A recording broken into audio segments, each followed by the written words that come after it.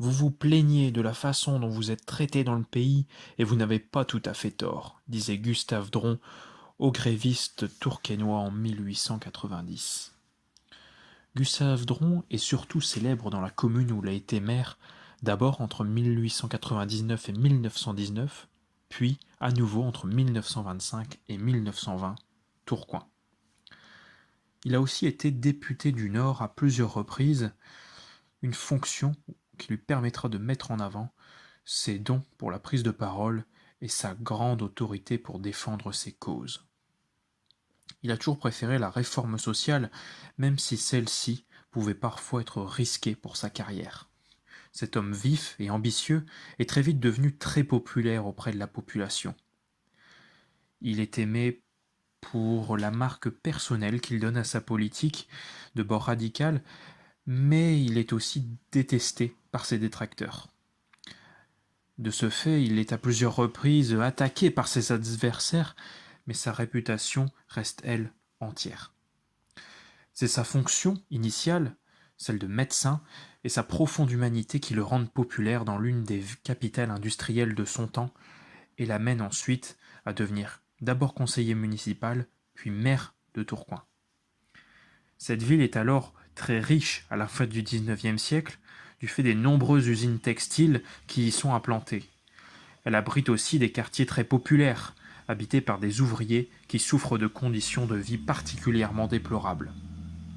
En tant que médecin, il se saisit de la question et décide d'agir. Il met d'abord en place un centre d'assistance sociale avant même d'être élu maire, pour subvenir et venir en aide aux plus démunis.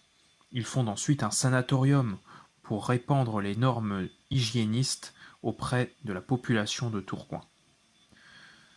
Une autre réalisation de Gustave Dron est la mise en place de la ferme de Bourgogne qui accueillait de nombreuses vaches pour alimenter en lait les nourrissons de la ville. C'est dans cet objectif qu'il oblige les jeunes enfants de Tourcoing à se rendre à la piscine municipale pour y développer leurs pratiques physiques, mais surtout pour inculquer des réflexes d'hygiène. Sa consécration et celle de sa commune a lieu en 1906, lorsqu'il accueille à Tourcoing l'exposition internationale de textile et permet la visite du président de la République de l'époque, Armand Fayer. Gustave Dron a aussi façonné l'architecture du Tourcoing que l'on connaît aujourd'hui.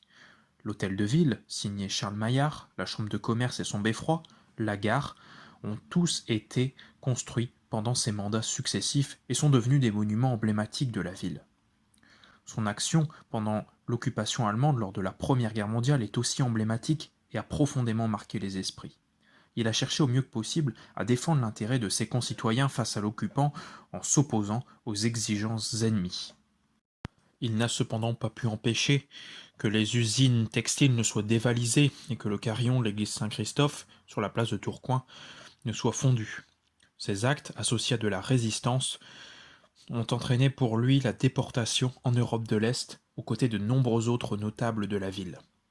Reconnaissant d'un tel engagement en faveur des habitants de Tourcoing, ce sera le président du conseil en personne, le père Lavictoire Georges Clémenceau, qui viendra lui rendre visite en 1918.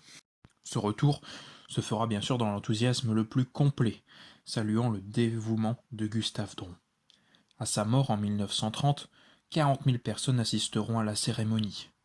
Aujourd'hui encore, plusieurs éléments dans la ville lui rendent hommage. C'est le cas de la statue qui a été édifiée en son honneur à Tourcoing et de l'avenue principale de la ville qui porte son nom.